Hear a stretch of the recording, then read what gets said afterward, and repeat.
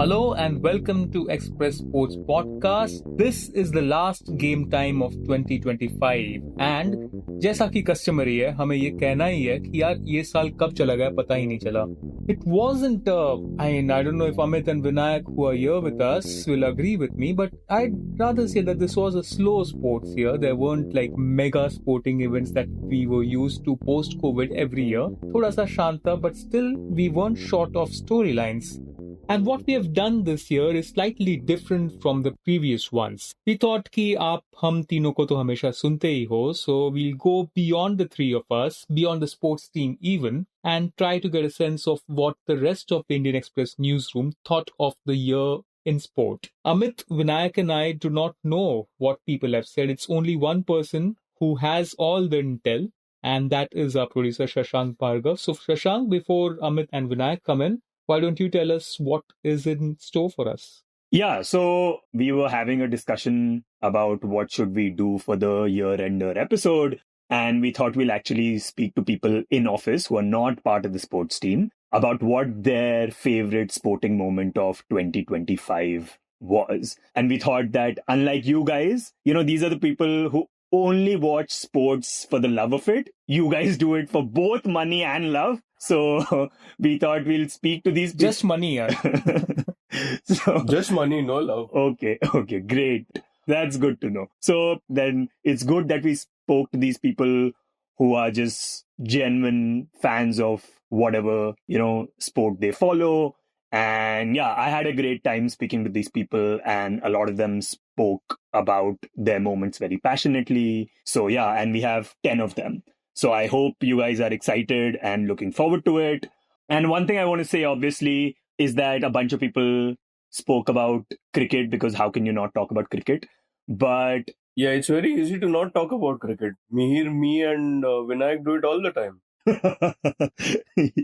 Yeah. But yeah, so are you guys ready? Yeah. Yes, let's go. Okay. So I thought maybe, we could start with a non-cricket sport first, because we'll hear a lot about cricket. So I thought maybe we could begin with a non-cricketing sport. In fact, sport that, is not a racket sport either, doesn't involve a ball. So I thought we could start with that first. The first person that we'll be hearing from is Udit Mishra. He writes for The Economy for the paper. He has a column with us called Explained Speaking. He writes for the Explained team quite a bit. So here's Udit Mishra talking about his favorite sporting moment of 2025. Well, it's not exactly a one particular moment, but I follow Formula One in a bizarre manner. I follow it on some years and then I let it go, because Formula One has a history of cars dominating and then becomes very boring. But every 3-4 years, it becomes very interesting because there's massive surge in competition. This was one of those years. And so it's not exactly a moment, but it's the last 3-4 months of Formula One racing, where the defending champion, Max Verstappen for Red Bull Racing, was completely down and out in the first half of the year till August. But in the last 9 races, he's won 6 of them and came very close to actually winning the title. And in fact, one could say that he actually won more Formula One races this year than the 2 McLaren drivers, one of them being Lando Norris, who eventually won because of the point system. But if you were to just look at the number of races won, Max Verstappen ended up winning more races in the year. So why it stood out for me is because I was never a big Max Verstappen fan. I used to root for Lewis Hamilton, who was an underdog when he sort of started. So I used to root for Hamilton. He's also one of his kind. There are hardly any black drivers, and very different from the nasty Formula One driver that we all know of, the winners. And I sort of reached a breaking point, as it were, in 2021, when in the last Abu Dhabi Grand Prix, almost unfairly, Lewis Hamilton lost out to Max Verstappen. That victory would have made Lewis Hamilton the 8-time world champion, an unparalleled achievement, and he got stuck with 7, and since then there's been a slide. And so I did like Max Verstappen, almost like a kid fan, still sulking over Lewis Hamilton's fate.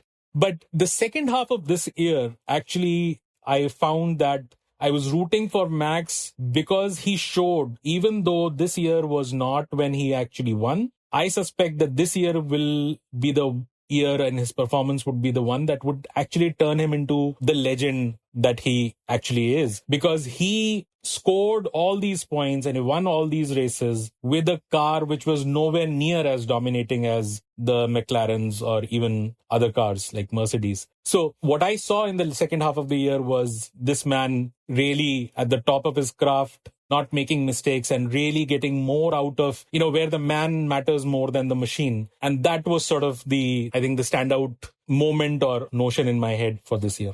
Yeah.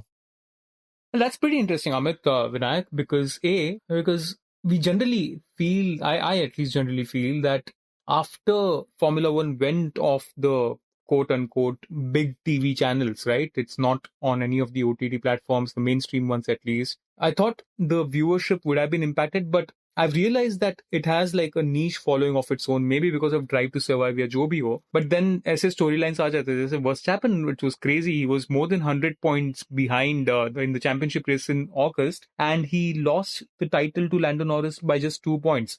So it's quite stunning in that sense. Actually, I want something to add to that. I have stopped following Formula One, like Udit was saying there, for a long time. I mean, I don't think I've actually followed Formula One properly since my undergrad days, which is like, 16 years back now. But I did watch the movie this year, the F1 movie, and something that you said, Mihir, on the niche following that it has. Like, I watched a couple of times in theaters, and the first time I saw it was probably the second or third day, if I remember right. And the theater was packed here in Noida. People came wearing Formula One like merchandise, and there was like huge cheers every time there was like a reference. Or I think Lewis Hamilton comes once. These real life drivers come here and there in cameos, and they're like massive cheers. Like, okay, so this is like a proper phenomenon now. And I think what you said, the Drive to Survive, I think. But bhai, in Noida, to Formula One is a mainstream sport. Yeah, probably not, I guess, Delhi Noida crowd. But I think, the success of F1 movie overall kind of tells me that, Drive to Survive and all these recent developments have, kept the sport relevant, I would guess. Not for me. I love the movie. I still didn't follow the season, but yeah, I thought that was interesting. And me, just like Udit said, I am only fascinated by the fortunes of one guy, usually Lewis Hamilton.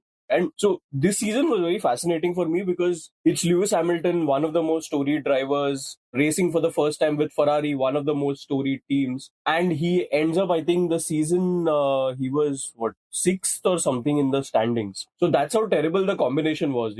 On paper, it looks great, but that's how terrible it went. And there was this one moment where I think he was desperately trying to tell his team that, let me go ahead. I think this was during Miami or something, where he's trying to tell his team that, please let me overtake my teammate Charles Leclerc, and both of us have different strategies. Let me overtake. And these guys are taking their own sweet time. Okay. It's a sport of speed, and these guys are being glacial about it. So Hamilton finally snaps on the radio.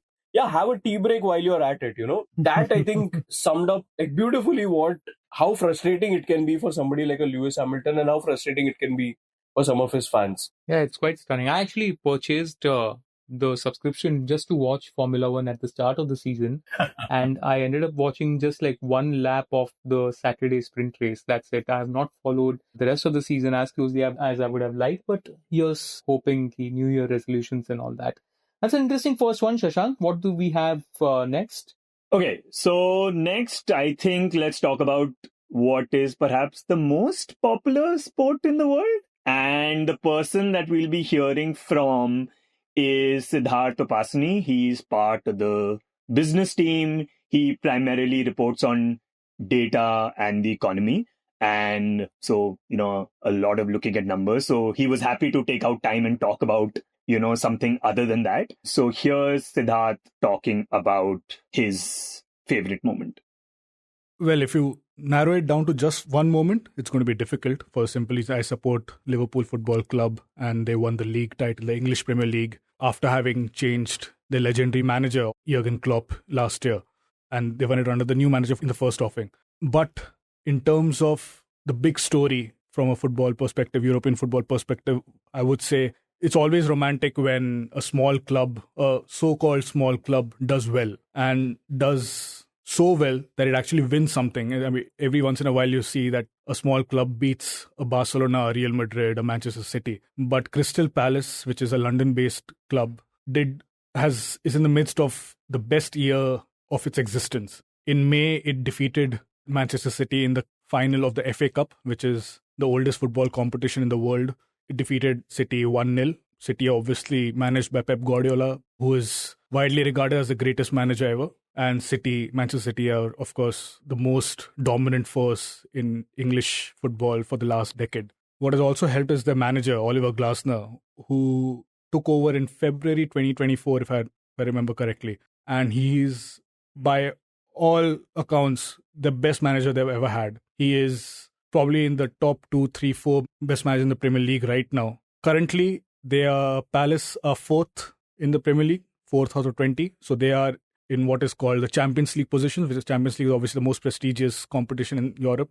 They should not be in that position. There is no tangible reason for them to be there. It's just that they are there. And to be fair, Crystal Palace aren't the only team doing really well right now. When I say only team, I mean the so-called small club, the likes of Brighton and Hove Albion. They have sold players for more than 300 million over the last 2 or 3 years itself. Felipe Caicedo, an Ecuadorian, was sold to Chelsea for £115 million. Alexis McAllister, of the World Cup winner with Argentina, was sold to Liverpool for 35 to 50 million, depending on which number you believe. And they are, I think, 7th or 8th right now. And they're also working under a really young 32, 33-year-old manager who also came from the German league, the Bundesliga, the second division actually. And they're all just winning. Another club, Bournemouth, who have literally sold their entire defense this summer. Dean Huijsen went to Real Madrid for £50 million. Milos Kerkez, Hungarian, went to Liverpool for 40 million. Another Ukrainian central back, Zabanai, went to PSG Paris for 70 million. And they have had a bad few set of results the last 5-6 games. But they were in the top 10 of the league where they shouldn't have been. So for me, the story of 2025 is these so-called smaller clubs doing exceedingly well. Just to give you an idea of how small Bournemouth is, their entire stadium can house maybe 12,000 people, which is a sixth of, let's say, Arsenal, a fifth of Liverpool, a seventh of Manchester United. Their revenues are incredibly small in terms of what they can generate on their own and not what they get from, let's say, broadcast and TV deals, which is split fairly evenly amongst Premier League clubs. But they should not be doing so well. So for me, it's the small clubs who are the story of 2025. It's just amazing how he started with Liverpool winning the title and just ignored the current struggles of Liverpool. So let's just see if we can get him on board and drag him on that. But it is funny because when he mentioned small clubs, he was just going to talk about Arsenal, although they can classify as a small club, no? No, but that's a really nice point that he brought up. I think Newcastle are technically not a small club, but they also won, I think, after ages. I mean, they haven't won a title or anything. So Crystal Palace won something. And yeah, it was a nice year for Crystal Palace to defeat City in an FA Cup final was amazing. And I think they followed it up with a Community Shield win as well at the start of the season by beating Liverpool. And yeah, I mean, as an Arsenal fan, I'd say thanks to Crystal Palace for those 2 big results, which probably meant Eberechi Eza could come to Arsenal. His stocks rose, and yeah, it's nice for them to win something. And yeah, good. Always these underdog stories are always fascinating. I think right now, as we are recording, they've slipped down a little bit, but yeah, his point stands. By the way, couldn't you tell that he looks at a lot of data? Yeah, that's what Vinayak said, right? It's a good point. He's a proper numbers man. And in Bournemouth ka stadium capacity उसे पता था यार, which is like quite stunning, I must say. Very, very passionately put forward too. I think you could see that he was a numbers man from the way he explained all those transfers and things like that. Yeah, let's move to the number 3, Shashank. Yeah, let's move to the number 3. And I was thinking maybe we could do one more non-cricketing sport before we move on to cricket, okay? So the next person that we'll be hearing from is Asad Rahman. He writes on politics. Specifically, he covers the Congress party, okay? So this is what he had to say.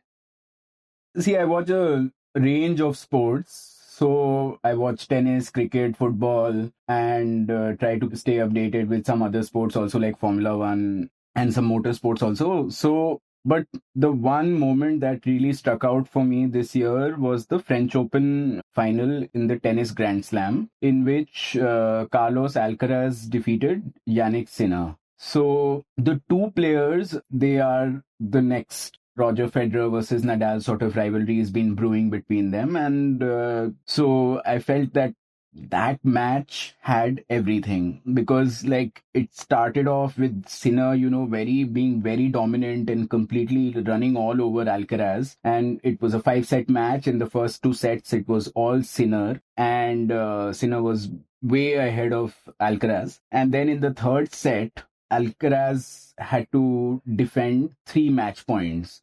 And it was almost like that match was done. Like I remember watching it at my home in Lucknow. I was on leave at the time. One of the reasons why I got to watch that match in pieces because I was on leave. And the third set was almost done, and I was thinking that the match is almost over. There are 3 match points. Sinner's going to win one of them, and the match will be over. But Alcaraz managed to win all the 3 match points, basically defended all 3 match points, won that point, went on to win the set, and then went on to win another 2 sets and win the match. So if you think about the scale of the comeback, it was not just in that set, but it was also that Alcaraz could not put a foot wrong once he had gone down by 2 sets, and once those 3 match points were there. It was all about everything had to be really, really perfect from him. A little slip up would have given Yannick Sinner a chance to win the match. So I think that moment really stuck with me. And I think this whole year, all the sports that I've watched, I think it's one of those moments, that a great comeback in a sports, in a match, in a game is something that really stays with you. Yeah, absolutely. I think, and in fact, in tennis, I think more than any other sport, no, it becomes a slightly easier to like picture yourself in the middle, considering it's a very one-on-one gladiatorial sport in a sense, right? And you always, when you are trying to imagine sport, you are trying to imagine yourself in the middle of the thicket of action. You're always trying to think, ki, Arey, I will be stored low in the whatever, yeah, and then I'll make a comeback. So from that perspective, I think it was one of the, as he said, one for the ages. The scale of the comeback was insane. A lot of people would have switched off the TVs and then maybe next day would have found out, oh, something special happened. 100%. So this was one of the best moments, I think, sporting wise in the year. Vinayak, anything? Yeah, I mean, easily top 3 for me as well. Incredible match. I'd shared a stat recently. I think it's not about the French Open itself, but incredibly, after 16 matches officially with end of the year, Alcaraz and Sinner have played 16 matches, and the number of points won in their rivalry so far is equal, 1,651 points. Like the actual points that you win during a tennis match, like 30 love, 40 love, that point tally is exactly level after 16 matches. I think someone had shared this stat recently, and I went and checked their 16 matches and total points and all that. It turned out to be true. It's the year of Sinkaras, so to speak, 2025. Them splitting the 4 Grand Slams, 2 each, and Alcaraz finishing year-end number 1, but Sinner winning the year-end finale. Pretty incredible how this rivalry is developing. 2025 will be defined in tennis as the year Sinner and Alcaraz stepped up big time and left everyone behind them. Little worried about the gulf in gap between them and the rest of the field. Kind of might make it a little too predictable, but they are playing at a different level compared to those two. And that French Open final will be one for the ages. 5 hours and 29 minutes, if I remember vaguely. Incredible match and so many twists and turns. Just epic between these two. Okay, perfect. So now we move on to cricket. Okay. There were a bunch of people who wanted to talk about cricket. Cricket was part of their favorite sporting moment of 2025. And we'll begin with Paromita Chakrabarti. She is part of the national opinions team. She writes about books, about gender, about workplace politics. And this is what she had to say. I think for me, the standout moment this year would be the Women's World Cup win in November. Everybody's talking about how it is the 1983 moment. It totally isn't. Simply because they've been there before when the men's cricket team went to England in 1983. They were rank outsiders. Nobody had any expectations of them. This women's team, however, were into World Cup finals. They came very close to winning it in 2017. So this just seemed like a homecoming of sorts.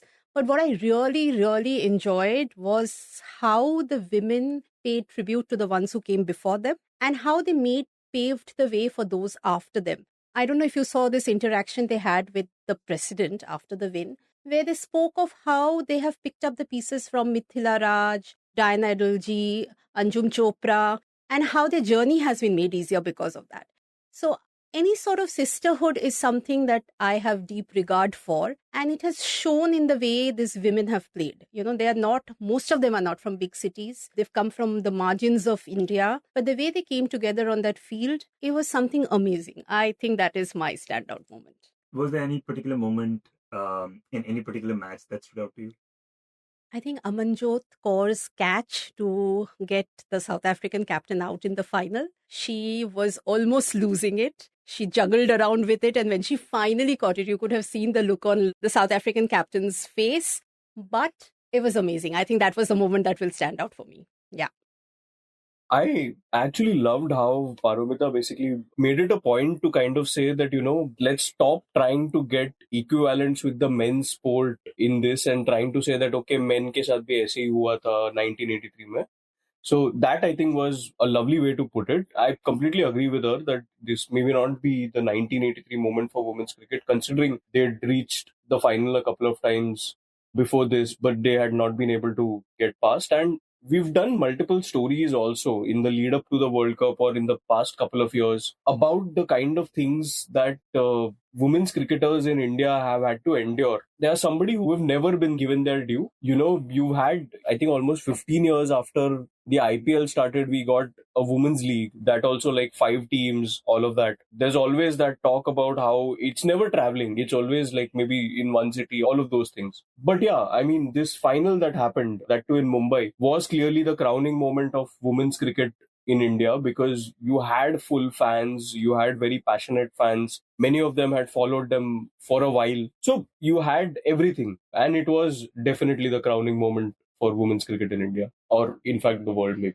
Actually, the only reason, or only way I see there are some similarities between 1983 and 2025 is on both instances, I feel the teams were completely dismissed. There weren't many chances given to any of them. I know that India were favorites and home soil and everything, but wider audience beyond the circle that closely followed women's cricket, there was still a lot of cynicism, I feel. I don't know, Vinayak, if he felt the same way, because he follows the team much closer than I do, but the level of cynicism I felt was the same, and also the neglect from the administration was at some level also quite similar. So those are the two reasons why I feel that it is similar to 1983, but not the bigger, broader picture, of course. I'll just speak for the cynicism. Yeah, that definitely middle of the tournament after they lost those 3 matches, I think even they would agree that they weren't getting things right and it didn't look like a champion team, but credit to them for how they turned things around. I mean, yeah, goes without saying, easily the moment of 2025 for me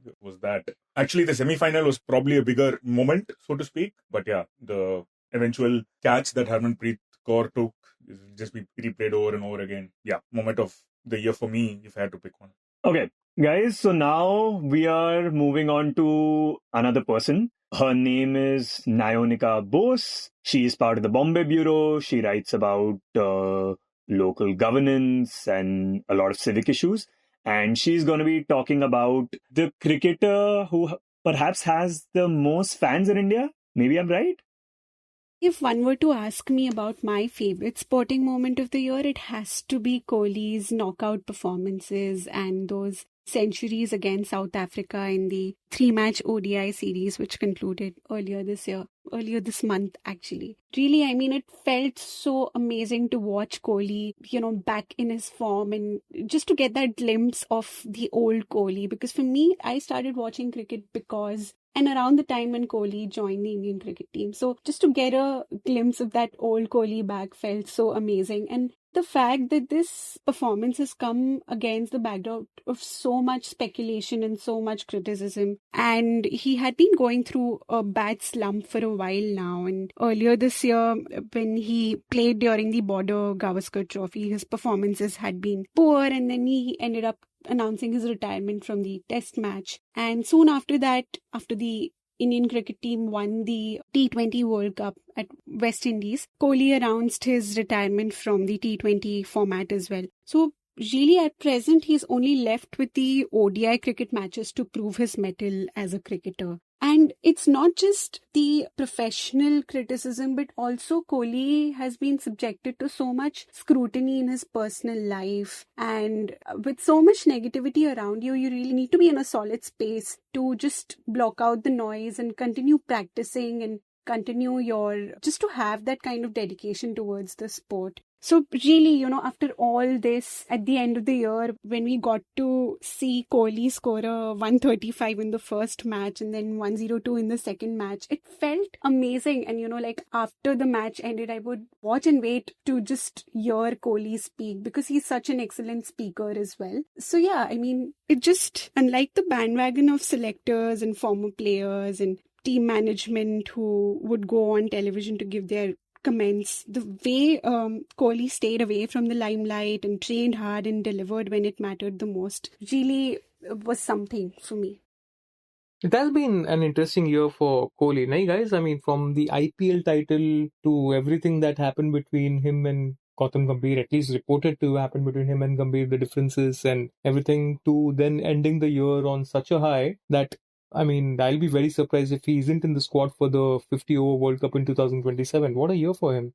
Yeah, I think slightly unfortunately, the whole IPL title kind of, it was great on the day that they won, but all the things that happened afterwards kind of took the sheen away from it, I thought, significantly, as it, should. It was kind of disappointing how things panned out after that. So I don't think it was celebrated, so to speak, as much as it might have been otherwise. So for him to come back to the ODI format and, with all the speculation about his future, both him and Rohit, to show what they're capable of in this, the format that they both aced through their careers, both of them probably are best at 50 over cricket among all three formats. So for them to show that they still have the fight, it's been interesting to see. I think, 2027 is still quite a bit away. So that sense, can they keep this going with just one format over the next year? In terms of their talent, there is no doubt.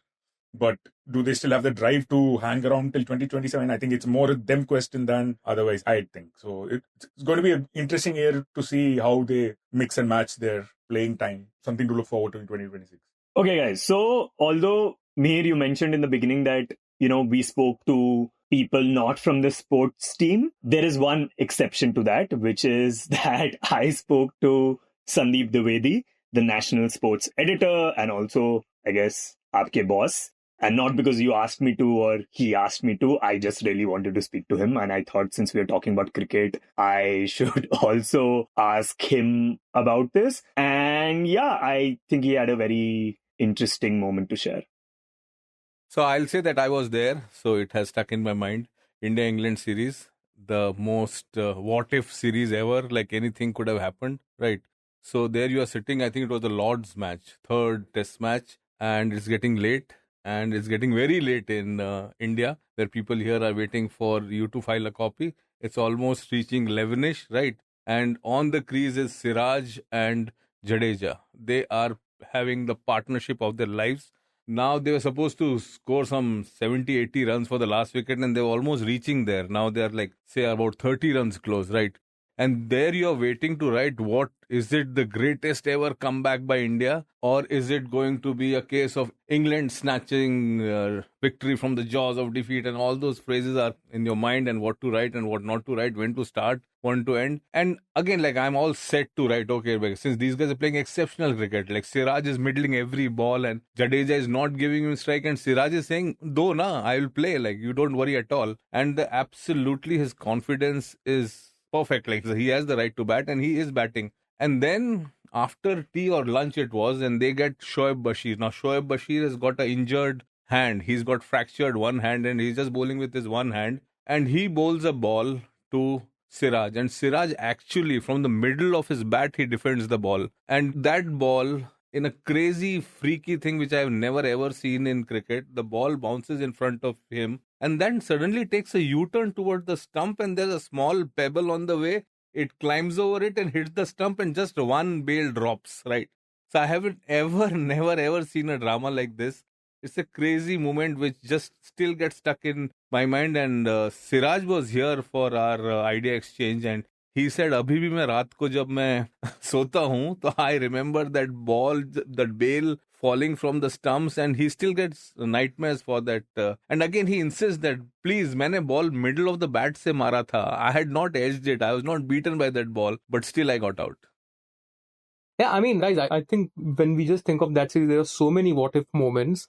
And this one happened in such slow motion, right? The moment the ball hits Siraj's bat to hitting the stumps, it's almost a filmy ending to it. The slow motion and the celebration, and one guy is almost in tears, and everything that happened over there it was incredible. And especially how it kind of framed the whole series, right? Like before the team went there, everybody was saying that, very young team, Shubman Gill as captain. Yeah, totally. No Rohit, no Virat. How will they fare? All of that is happening. Then suddenly you have this seesawing of a series which ends with India basically, I think, winning by 6 runs or something in the final test? Like as close as it can get. And if I'm not mistaken, this was the one tour where all matches went for all 5 days. So all 25 days ka action we got. So insane number of things happening in this whole series. And kind of fitting like how he came back and was the face of or the heart of India's win in the 5th test that leveled the series.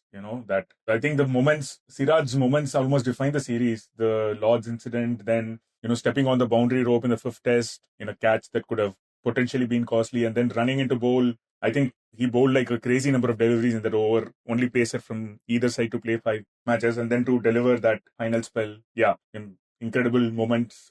Just the Siraj moments from that series will make it to many highlights of the year, I think. Yeah, and the way Australia are thrashing England right now, it just goes to show कि दोनों teams, India और England, कितना सा error prone था. And it's like watching two football teams with open defenses, right? Just entertaining. So I think it was one of those kind of series. Okay, so this is our last cricketing bit. This one is coming from Sonal Gupta. She writes features and explainers on a wide range of things, from art and culture and international affairs. And Mihir obviously spoke to her. So this is what she said.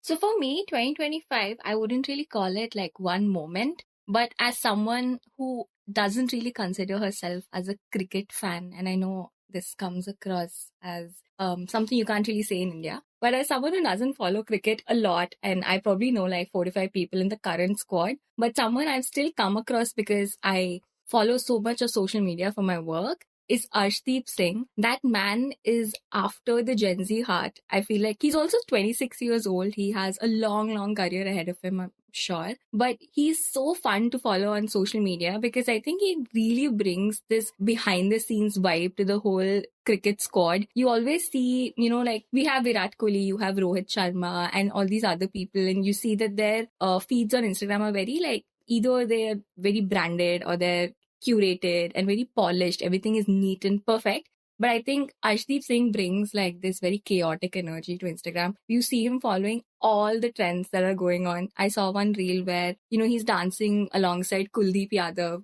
And it's very funny to see like these men in blue being awkward, they're dancing. There was a very recent reel that came out with Virat Kohli that I think did really well. I think it had like some over 100 million views or something. Wow. And it's just a joke about how Virat Kohli couldn't take a century because the target, I don't know what it's called, but the run rate or whatever, it was not, enough for him to actually score a century. And I found that really funny, and I'm sure other people did as well. But then there was a parallel reel that came out about the amount of convincing that Arshdeep had to do to get Virat to participate. And I find that really funny. I think for someone who's like a non-cricket fan, Arshdeep really brings like the human side of cricketers alive. And any 2025 trend that he really picked on and did well in his reels? I think a lot of like these recreating viral music videos, you had him doing Damien Gur. I don't know if everyone knows about it, but it's like you lip sync and you follow along this song. And he did that. And that's how I actually discovered him. I found that hilarious because I've never seen like professional cricketers, especially like national team cricketers, do this before. So that was very funny. I think Indian cricket does need some characters like Arshdeep, no? Because otherwise, you have somebody like a Rohit who can be really funny, but their social media is full of some sponsored posts, branded content, all of that nonsense. But yeah. So I think Arshdeep in that sense, I find him really hilarious. Some of the videos that he does, there are also these antics of him, mimicking fans and all of that while they're shouting Siraj's name and all of that, and Jaiswal's name and all of that. And he's just a very colorful character. Lovely to see him. I mean, I do that all the time, but not on this one. I think he should be the official behind the scenes guy of the Indian team. I mean, वैसे भी matches तो उसको कम ही मिलते हैं, तो might as well on tour might be of some use here. I was thinking of, I mean, I don't disagree with any of this. Like, it's great what he does. I just remembering the Chahal TV that used to be there a while back, which eventually transcended into a little bit of cringe. I hope Arshdeep doesn't. I mean, he comes across as a naturally funny guy, so hope he continues doing this because, I mean, I definitely agree with what Sonal said. It's just not common in men's cricket. The women's team, I think, is a little more different that way. Especially, I mean, Jemmy is probably the first name that comes to mind when it comes to these Instagram stuff. They generally have a much more casual vibe about their social media than the men's team. I mean, whether it changes or not in the immediate future remains to be seen. But what Arshdeep does for the men's team is pretty unique. It's very interesting character for sure. And Vinayak, because you mentioned cringe, I think I remember it's very easy for a lot of these franchises to, IPL franchises at least, to get influencers who will do like border on the proper cringe just because wo thode se popular and whatever. Na? Like I think LSG and all of these guys ka jo social media hai, that is like utter cringe. Matlab ab jab bhi dekho, it's like yuck. Yeah, एक अच्छा है, but I mean, उसका sanitize नहीं है, like Instagram ना, or so that's a refreshing thing. But on this note, ना, there's if anyone who slightly is interested in Indian football, it's extremely funny, sad way में to watch what Amay Ranavade is doing. Is this player with Kerala Blasters and national team, and बेचारा अभी ISL नहीं चल रहा है 8 महीनों से, तो वो reels डाल रहा है of him trying to be an Uber driver or तो Santa Claus बन रहा है रोड पे. It's just funny that what ISL guys are doing when there's nothing happening kind of a thing. But yeah, it's nice when players go out of that whole compulsion of being like very image conscious and sanitize on their social media and do something fun. And in fact, because Vinayak mentioned Jemima, I remember abhi jab World Cup hua tha, so I think they had gotten Shreya Ghoshal to meet the team in the dressing room, and these guys forced her to sing a song, and Shreya Ghoshal says a few verses, and Jemmy being Jemmy just suddenly stands up on the table, points at her and says, "Aap Mumbai aa sakte ho." Like really fascinating, quick-witted guys, like very, very fun to see. Okay, so now we're finally moving on from cricket. Okay, we will be hearing from Sakshi Chand. She's based in Delhi. Oh, this might be basketball. Oh, yes, this is basketball. How do you know that, May? Well, I mean, from all the interactions I've had with her, it's always been about basketball. So, yeah, that's correct. In fact, it was after we recorded that I found out that she used to play for UP. So I basically have two, and they're both basketball related because that's the sport I follow. So one is in January, 74th Senior National Championship was held in Gujarat, where the match was going on between Punjab and Indian Railways. It was a neck-to-neck match throughout the time. And in the last, the score was 72 for Punjab and 70 for Indian Railways with 2 seconds left on the shot clock. And in those 2 seconds, this player, he plays for India also, Sahaj Singh Sekho, he, in a very disbalanced position, shot a three-pointer. We call it the buzzer beater shot, and it went in, and Railways won 73-72. And the other was during the Under-19 Junior National Championship in Ludhiana. The Punjab team was playing with Uttar Pradesh, and usually you have tall players in basketball. So this Punjab player who's not like average height, his name was Mrigendra Singh Dhaliwal. He went over like a 6'1", 6'2" guy and did a poster dunk. We call it poster dunk because he went all over his body and slammed it in the ring. So that was the moment, like the entire stadium stood up. We were obviously watching it online. Those 2 moments were like the aura moments of 2025. By the way, when you said you're going to talk about basketball, I thought you're going to talk about NBA. I did not know that you're going to talk about these specific moments from the domestic scene in India. Yes, because ideally everybody likes to talk about NBA, international players and what they do. But I feel personally that there is a lot of recognition that the game needs in India. And also the fact that we also have very good players. Like we do have players from India who have gone and played in the NBA G League, or who have gone and played in China and Serbia and all these places where the talent is considered to be top notch. So I'm personally a fan of watching domestic basketball and trying to lift the game from at the domestic level. I want the game to be lifted from there. That's why my moment is not NBA related. My moments are completely domestic, to highlight that these players are also doing similar stuff, like how Stephen Curry shoots the ball with one leg flying in the air. That is exactly how Sekho's shot was. His one leg was flying in the air and he was almost about to fall to the sideline, and he shot it in that disbalanced manner.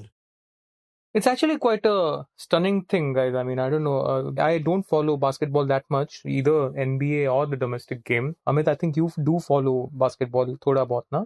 Yeah, and I think, see, I understand the point that she's making, that India does have talent. But then, see, I think a lot of Indian players, like you have Princepal Singh, who's been given an opportunity to go play in the G League. And see, I've watched those games, right, when he was playing in the G League against other teams. And like he's somewhere 6'8" or something. He was playing in the power forward position back in that league. And he was legitimately getting bullied at the post, right? So I've seen that, and that kind of informed the decision that maybe Indians still need a lot more to be playing even in the G League. Forget the NBA actual league, but even the G League. So yeah, I mean, I completely understand our point that India does have a lot of talent, but it's not as if they've not been given opportunities. We've had multiple women. You have Hani Harsimran Kaur, who's playing in a D League university. We have guys like Sanjana Ramesh, who are playing in a D League university in US. So they have been given those opportunities to make sure that they are in the pathway, to play in the WNBA at some point. But those things haven't worked out. It must be because of a reason. Like, I'm not getting into that whole argument about genetics and all of that, but I just feel that maybe there are certain things that are still not there among the Indian players, at least. I guess so. But I think for most of us who aren't tuned into the sport that much, the saddest moment from basketball would be of that Haryana player, Hardik Rathi, I think his name was, when the pole fell on him while he was just trying to go for a dunk. So that was one heartbreaking moment. And I think that's also the point, in a way, that she's trying to make, that India may have maybe players, but they don't get that kind of, I don't know if the infrastructure is poor universally across India or what, but yeah, that one kind of stayed with me, that moment. No, but I mean, yeah, just one thing to add is what Shashank said. Like, I mean, I was genuinely surprised that she picked two Indian basketball moments. I didn't see that coming. So, yeah, color me surprised, Shashank. Yeah, and in fact, talking about surprises, we have two more moments to go. And both of these actually kind of surprised me, one more than the other. This next one is coming from Icha Sharma. She's actually part of the podcast team. She's part of my team. And actually, yeah, why don't you, I mean, वो उसके clip से ही पता चल जाएगा कि उसने क्या pick किया. So here's Icha. Right. So for me, something that I have been following quite recently is MotoGP. And it's only been a year for me, but I really love the sport. It's something, which is technical and tactical at the same time. And I really enjoy that there are so many different rider styles. And something that really stood out for me this season was, and for many others as well, was Marc Marquez, sealing his 7th Premier title at the Japanese Grand Prix. And it wasn't just about his win, actually. It was, seeing so many years of setbacks. And it was like a huge comeback for, I think, everyone.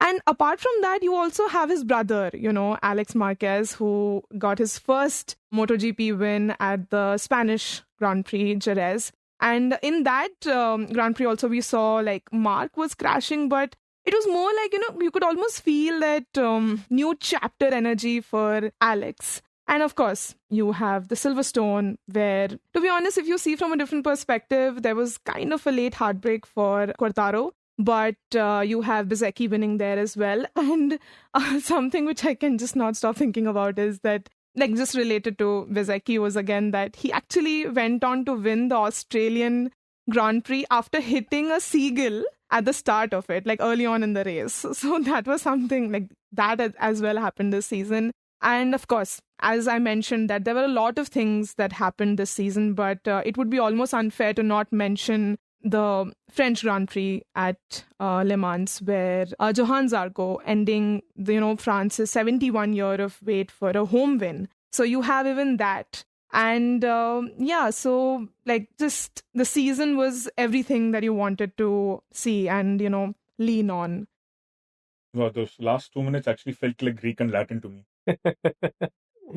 Basically, other than Australian GP and French GP and those names, I mean, it just flew over my head. Yeah. Everything was Greek. Just giving us all new ideas for the next season. But Icha, for our listeners, I think it is very important to understand here that she is one of the pillars of the Game Time podcast. She and Shashank, they produce whenever whoever is available. I mean, we give random times, random days, and one of them is always there. And she's always this silent spectator. So I would never have guessed that she's so deep into motorsports, especially MotoGP. So, well, I think maybe we can have some of it in the coming year. And I don't think we cover MotoGP a whole lot. I think the last piece that we've written on MotoGP on maybe the website or the paper was when we had written about, I think, it coming to India at some stage. Was it? Yeah, there were talks about it, right? Hyderabad, if I'm not wrong. Hyderabad. Yeah. And then that fell through. Interesting. Good one, Icha. You caught us off guard there, like the seagull on that MotoGP track. Okay, and talking about sports that the Indian Express doesn't cover, here's our final moment. And this was the one that surprised me the most, perhaps. And this is coming from Arjun Sengupta. He is part of the Explain team. And here's what he said. So, Arjun, what is your favorite sporting moment of 2025? When the Dodgers won the World Series, I think it was one of the most incredible sporting spectacles I've ever witnessed.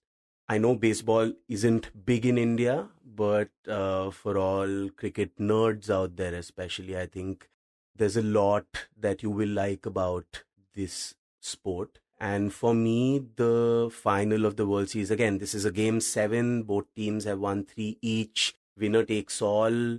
And it's been pitted as a David versus Goliath story, right? It's the Los Angeles Dodgers with the best player in the world and the biggest payroll versus the Toronto Blue Jays, who also have a big payroll, but, they cast themselves as a team of misfit underdogs. So the Blue Jays were winning for the longest time until the ninth innings. The ninth inning is the final inning of a baseball game.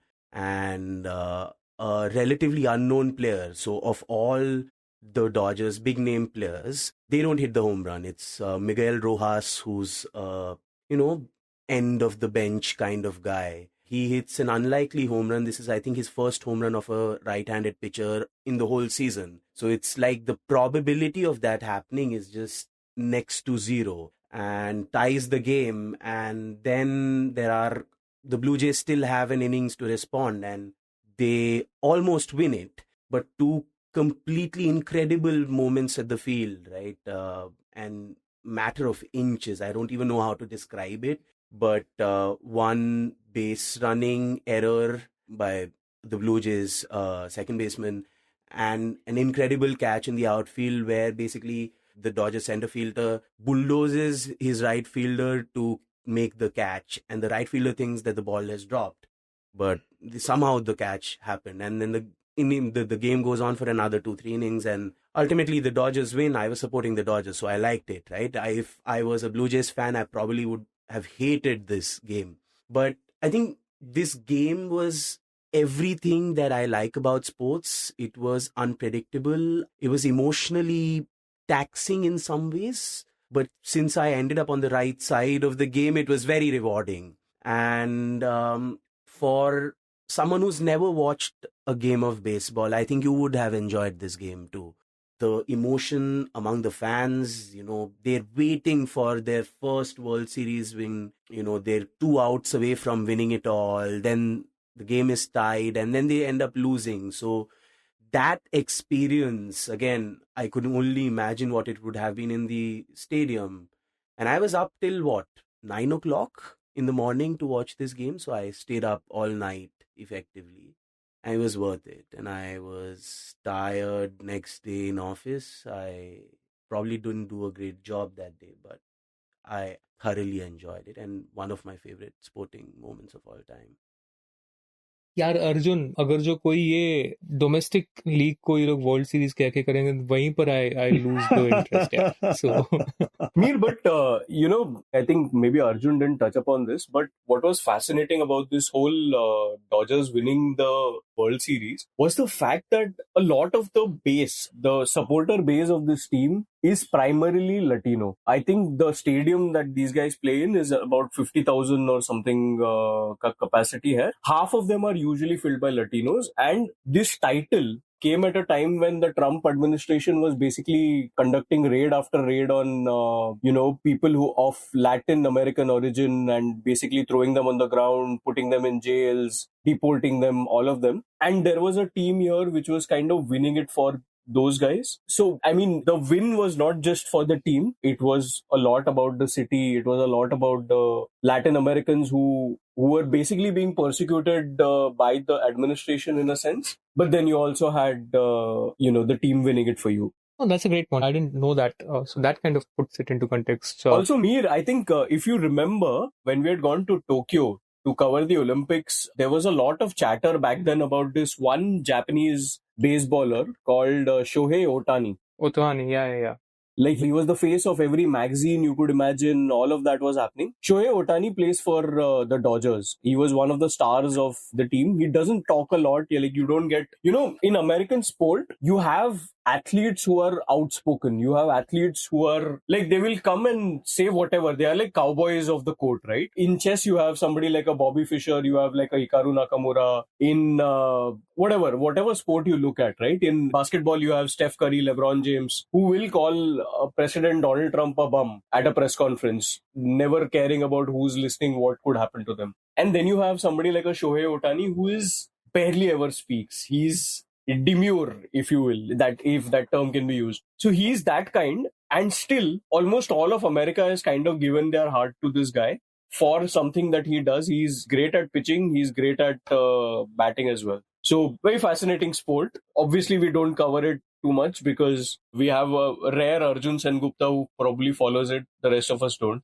But that's putting it to great context, yeah. Good stuff there. Surprising, very surprising. I thought when Shashank, before the recording, when he mentioned there is a surprise sport, I was sure it would be Frisbee because I don't know, jab se game time start hua, it's been trying to plug Frisbee over here. So, I mean, as random, Major League Baseball and Frisbee are as random for me. With due apologies, Arjun. Okay, perfect, guys. Those were all the 10 moments. You guys want to share your favorite moments from 2025? Okay, I'll do one moment that basically everybody in the sport was talking about. It got a lot of outsiders to like kind of focus on the sport. And then I will talk about a moment that maybe nobody noticed, but then it kind of showed exactly what chess players are, right? The first moment was Magnus Carlsen losing to Gukesh and then smashing his fist, and that was the fist thump on the table that was heard around the world. Once again, after I think the whole Hans Niemann cheating allegations, this was the first time that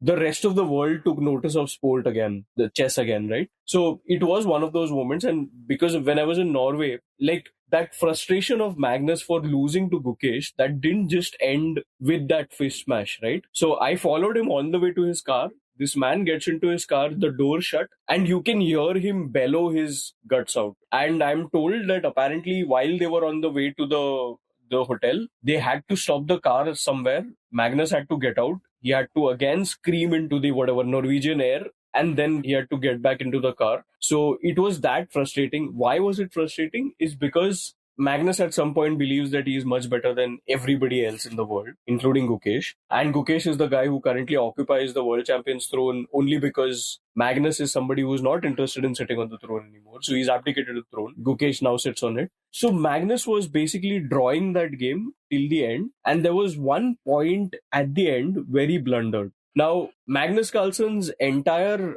legend is built on the fact that he could torture people in the end games. Like, everybody in chess agrees that Magnus is somebody whose primary forte is the end game, right? He's taken games that anybody would offer draws for and dragged them out so much that people end up crumbling and losing to him. That was his forte. And for Magnus to like kind of lose in an end game by blundering was something that it was a slap to the ego, right? Then we started talking about what constitutes good behavior on a chessboard. Was he showing disrespect to his opponent and all of that, right? So that was one moment. The other moment, the one that typified what kind of awkward creatures chess players are, happened recently at the Global Chess League closing ceremony, right? There's this team called the Alpine SG Pipers with Pragyananda, Anish Giri, Fabiano Caruana, Leon Mendoza, all of them. So they won the title. After the presentations were done, they were told कि Royal Opera House जो है मुंबई में, उसके balcony पे हम जाते हैं. We'll give you champagne bottles and you're supposed to, like a Formula One drivers do, you'll have to spray it into the audience. Now, a couple of problems with that. None of these guys have ever handled a champagne bottle. So they are given 3 champagne bottles. Like there is a video of this also. Like they are very awkwardly looking around about what to do with this. At some point, they look at the manager doing properly, जैसे करना चाहिए, like a Formula One driver would. So then they also start very vigorously shaking the bottle. Then at some point, they manage to open the bottle after discussing the trajectory of the cork and everything. The champagne starts flowing. It literally falls in front of them on the parapet and it does not get splashed into the crowd, which is a good thing because there were a bunch of kids in the crowd. So yeah, that kind of, for me, typified the kind of power people chess players are. Absolutely. Like ye sara cheez, sometimes, tournament organizers bring these guys in, things in ki, matlab, chess players hai, you should celebrate like other sportsmen or other athletes, but it kind of, is lost on them. Yeah, I saw your Instagram story and that was extremely funny, the way they tried to do that. Vinayak, do you want to go with your moment or should I? Oh, yeah. I mean, I've already mentioned my moment in the middle of the podcast. I mean, yes, India winning the Women's World Cup. Don't think anything is going to top that. So that's my piece. You can go ahead, Mir. Oh, so then I was just, slightly worried that our moments could end up being the same because this was one of those very, like I mentioned, it was a slow sports year when it comes to Olympic sports, right? And it wasn't a lot, but one thing that I really, it was heartwarming was Kidambi Srikanth reaching that final of the Malaysia Masters, right? It was more than 1,000 days, I think, Vinayak, you had mentioned in your report, I think 1,000 or 1,200 days since he had reached that far in a tournament. And his expressions, that win over Tanaka in the semi-final. I mean, Srikanth, Vinayak, we've spoken so much, right? He's this one player we've been rooting for to win, succeed for a very long time, just for the kind of player he is, beautiful, elegant player that he is. And it hasn't been a great couple of years for Indian badminton. Especially for Srikanth, he couldn't go for the Paris Olympics too. And at the start of the cycle, to get that kind of a win for him, it was just very pleasing. Not much happened after that, but well, that's sport. I mean, you have that 1 week, 1 day where things fall in place for you, and it was quite beautiful. Yeah, nice choice, Meher. Actually, I remember that week for what Srikanth said. I can't remember if it was a quarterfinal or the semi-final. After the match, when he was asked by the BWF media person, where have you been all this while? And he said, yeah, even the referees have been asking me. The chair umpires are asking me where I've been. So yeah, it was very nice. It's just one of those stories that it just kind of sums up why we like sport, right? And following the journey of these players, it's just incredible when they're losing constantly and still every week they travel, they wake up, they go and compete and lose and then repeat the whole process again. For someone like them to have such a win after more than 1,200 days of not so happy outings on the court, it was really cool. Yeah, I mean, Srikanth is someone you just want to watch him play every time he gets on the court. He's the kind who will delight you and frustrate you in equal measure, but he's the sort of player who makes you fall in love with the sport as much as hate it sometimes. So one of those clear guys you want to root for sort of player. Not the most flawless, but certainly one of the most elegant. Nice choice, Meher. Actually, just one more from badminton if I could pick. I think, Sindhu at the World Championships, even though she fell short of a medal, I think for a brief while there in that win against Wang Zhi, the second best player in the world this year, she showed glimpses of, I think, 2019 Sindhu. We were talking about that during, I think, on the day of the match as well. This is one of those moments that wound the clock back for Sindhu and showed there is still, she's not done yet. I mean, unfortunately, she couldn't go on to get that medal with just one more win needed, but that win against Wang Zhi was something else. That day, I remember. Yeah, crazy performance. Yeah. Quite stunning. This has been a marathon episode. Before we go, Shashank, do you want to come in with your favorite moment? मेरे favorite sporting moments यही थे. I love when I get to record with people who are talking about something so passionately. So I had a great time talking to these people, even though जो भी वो बोल रहे थे, जो भी वो players के नाम ले रहे थे, I had no idea who they were, most of them. But yeah, I just liked putting all of this together. It's an easy escape route, man. Doesn't count, Shashank. You just pick the easiest option there is. Last weekend जो हमारी गली में pen fighting हुई थी, वो अब now I don't know how many people can relate to that, वरना वो mention करता मैं. Brilliant, brilliant. It has been a marathon episode, but I guess you'll allow us to indulge us once a year, and this has been that kind of a thing. It's been a great year, and guess I speak for all of us here that, hopefully it'll be a cracking 2026. I can't even think of the number of events that are lined up. I was just doing some math, and guys, on Indian soil itself, in the first 181 days of the year, from January to June, we have 146 T20 games, men and women. So good luck to us. God bless us, everyone who's watching the game and following T20 cricket, because it's going to be mad. The next 6 months of the year are going to be mad for different reasons, which we'll be talking about at a later episode. Yeah, I was just going to say 2026 promises to be like utterly bonkers year for sport. Just the World Cups and the Asian Games and all these big events, one after another. It's going to be, quite hectic. I think 2025 was, like you said at the start, very odd in that sense post-COVID. Like we've been having one major event or the other every year. 2025 had just, I think, the Cricket World Cup at home, but no multi-sport major event. But 2026 promises to be bonkers in that sense. Lovely. That's it, guys. Thanks for listening. Thanks for sticking with us all through 2025. We'll be back with a new episode of Game Time in January. And before we go, wishing all of you a very happy new year. Thanks for listening.